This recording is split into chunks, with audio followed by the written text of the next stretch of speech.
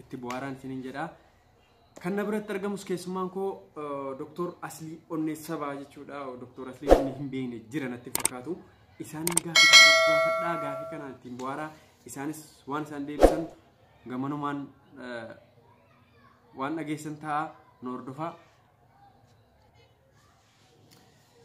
kabajamtoota daawwattoota keenyaa kun ogaa Dr. Asliin na biratti argamu. Dr. Asli baga nagaan dhuftee kabajjee miidiyaa kana kabajjee jechuudha. Bakka kanatti argamu hedduu ulfaadhu siin jedha. Baga nagaan eegdanii. Meemee dura daawwattoota meemee maal jette meemee nagaa gaafadha.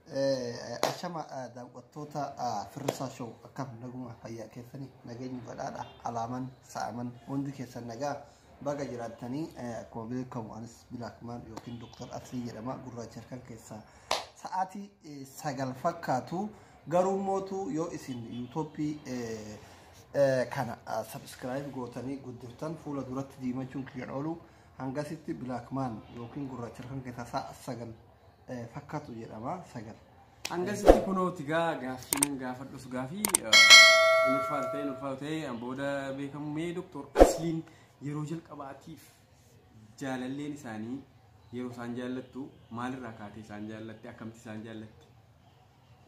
Kuni baay'ee gaafii baay'ee jabaadha. Waa'ee jaalalaa kana yoo kaaftu beektaa garaan kiyya kun akka fuula kana gurraacha dhumiti. Keessi kiyya kun baay'ee miskiina gara laafaadha. Imimmaantu na qaba dhuguma rabbiitti. Garuu amma booyuudhaaf biyya baqaa keessa jira malee silaa osoo biyya gaarii jiraadhe inuma booya beektaa. Garuu mootu ani yeroo jalqabaatiif kan jaaladhe kanii jaalala eegale adhaamii gaafuma xiqqaa loon warra keenya eegu anaa ijoollee xiqqaa waggaa lamaa ta'eeti jaalala beeka. Waggaa lamatti jaalala beeka. Jaalala beeka. Jaalalleen tiyya bakka horii waliin dhayinaa horii makana ergamaaf beektaa ishiin hin teetti ani horii isaanillee kennallee walitti qabee eega waan ta'eef baay'ee na jaalatti. Ijoolleen baay'ee si jaallatti. Jaalallee matiyya jaalalatti wajjin dhayinaa ollaa warra wal ollaa. Akkan qoradhee gaheetti Dr. Asliin yeroo horii eegu mana wanta ta'e walitti qabee wanta ta'e caccabsee mana achumatti ijaarratee ka'ee mana sana keessatti warra fuudha jechuun wayin nagahee haadha manaa horataa achuma keessatti horiidhuma eegaa haadha manaa horataa nagahee. Dhugaa yeroo ijoollummaa achi keessatti nama tokko irraa ilkaan buuseeraan nagahee warra achirratti wallolee warra wayii waggaa 3 wayii keessa. Yeroo sanii maaltu tokkotti yeroo ijoollummaa namu ilmoo baadiyyaa yoo taate yookiin yoo baadiyyaa illee fira qabaatan yeroo daa'imummaa keenya hundi keenya horii warra keenya dha'eenyaa. Achitti nama guddaa kana morka goojjoo fa'aa ijaarree muka fa'aa farda jennee yaabbanne gulufnee akkasitti wal fuuna beektaa. Akkasitti mucaa saahibaatiin ta'an jaaladhu narra jaalatee wallollee dullaa tokko jira ka horii dheegu akka naannoo keenyatti ulee jedhaniini ulee kanaan dha'ee ilkaan tokko isarraa cabee ani mootuu gumaa waan kaflu dhabee amma ilkaan kiyya kun argitee jiru. Kaarrusee amma namni kiyya kana ofirraa buqqisee isaa dhaabe jechuudha. Kanaafuu amma asumaani hordoftoota keetiin baatitti qarshii tokko akkanaa kennitanii ilkaan kiyya kana dhaabadhu.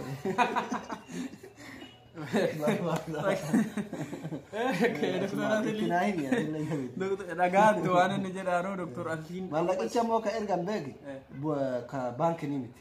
Koomentii jalatti waan agan iyyatan qarshii tokko koomentii jalatti erguudha. Yeroo isaan walitti na buusan ilkaan kana kagumaa kafale kana dhaabbachuu barbaada. Dr. Asliin akka jedhamutti Dr. Asliin Haramaya Universitiitti digirii isaanii jalqabaa fudhatan jedhama.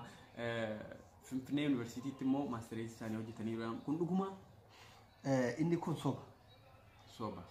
Dr. Asliin nama nyaadhu hin dhugu jedhee saba isaatiif biyya Chaayinaa deemee biyya Chaayinaatti waggaa 27 baratee doktorummaan eebbifame malee Haramaya University, Addis Ababa University, Jimmaa University yeroo qabaadhee yoo Itoophiyaa dukkanoota sana keessatti si bara dhaabe. Dhagaatuma informatiina sobaa namatti hin kenninaa yaabiyaa informatiina sobaa fidee dhufee tan kunoo isa gaafataara.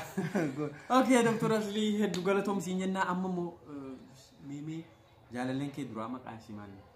jaalalleen kiyya osoon sobin itti miti si dhaggeeffataatu sanatti amma dhuguma dubbachuuf yoo ta'e namni jaalallee dura tagaaf ijoollummaati yeroo ammaa kana tama kalee waliin bultee yaadatu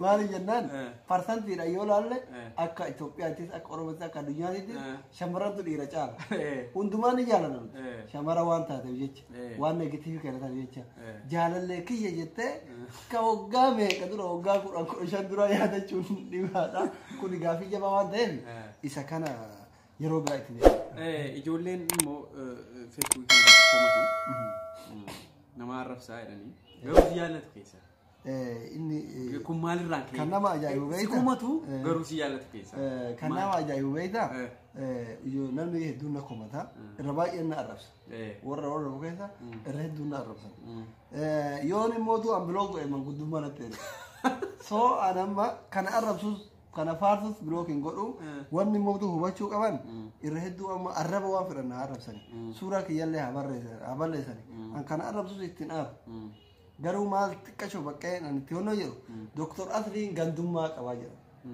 ani nama yaadni kiyya naa ta'e bakka fedhatti yoo dhalate hin farfa hin deeggara yaadni isaa naa ta'uu hin baanne abbaa ta'e namni afinni abbaa dhalachoo ta'e hin deeggaru hin arrabsan sodaadhu jechuudha amalli kiyyaa maal beekaa nama Oromoo waan gaarii dalage faarsu nama faallaa Oromoo deeme bakka fedhatti yoo arrabse yoo dhalate guddaa ta'e xiqqaa ta'e arrabsu malee ati amma yoo na arrabsite maaliif na arrabsite arrabsu sigale amma osoo maaliif ka jedhu taate warra suuraa kiyya balleessu warra liibii dhufeen arrabsaa tokko jeetiin dubbadhu sigale kanaaf Asliin dhugaadha nama arrabsuun kunillee beekta yeroo tokko nama boharsa amma ka arrabsu san illee itti ka boharuu jira amma jawharuyyuu yeroo na dabru warra na arrabsu kana irraalee boharaa jira sigale hin boharsa beekta warra feesbuuk kana boharsuu fi keessattuu ijoollee keenya warra mana madaam jiran kana warra haadhaaf abbaa biran jedhe kana arraba keenya kana dhageeffata isaanii ofirraa dhiqatanii birrii walii qabatan waa'ee waan kaarawaatti kanumaafi malee hammeenya fi mijibba mee Dr. Asliidha ammoo gaafii tokko ittiin si fayyama waan na gaafattu jiraate gaafii tokko itti gaafii tokko wanni si gaafadhu yoo jiraate mee maal si gaafadhu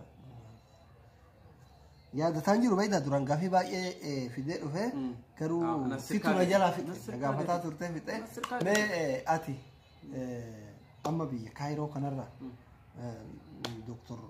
Pirezidaantii Maammin mootummaan biyya kana akka duraanii asirraa galanii yooliin asitti qabsaayaa barataa akka turan biyya galanii waraqaa filannoo argatanii jiru gaafa Maammin mootummaa ta'e yookiin immoo kantiibaa magaalaa Finfinnee ta'e dalagaa akkamii akkasii kennu barbaachisaa yookiin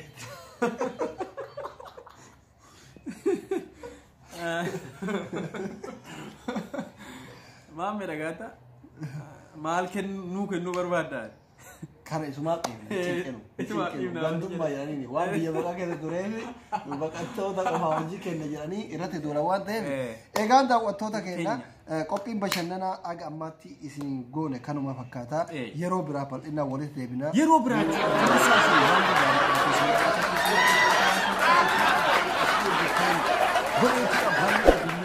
buhaareera baga nagaan dhuftan isiniin jennaa ulfaadhaa horaa bulaa galatooma yuutuubii kana subscribe godha